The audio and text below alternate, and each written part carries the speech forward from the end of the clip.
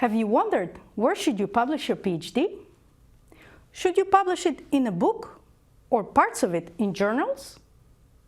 How do you choose the journal? How do you increase the chances of publication?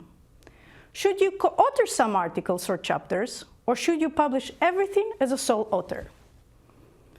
Some questions maybe seem too early for you, but actually, following a good publication strategy early on in your PhD can increase your professional opportunities.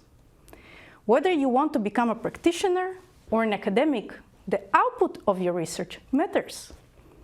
You should know where you want to publish even before you write your chapters.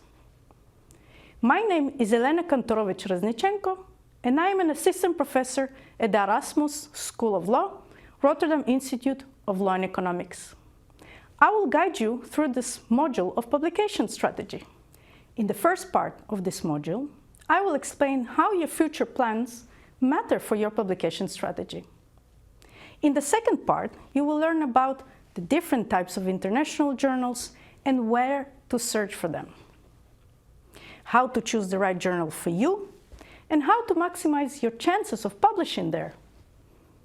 If you prefer to publish your PhD as a book or in national journals, then watch the videos of my colleague, Professor Lisbeth Enneking, in which she explains how to choose a book publisher and where to find suitable national journals.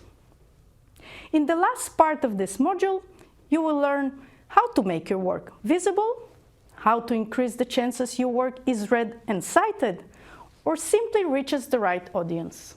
This module targets mainly law and law and economics PhD candidates. At the end of it, you will be able to construct your own publication strategy and work towards your future professional career. So let's start with thinking about your career plans for the future. In the next video, I will explain why those plans are important for choosing where to publish.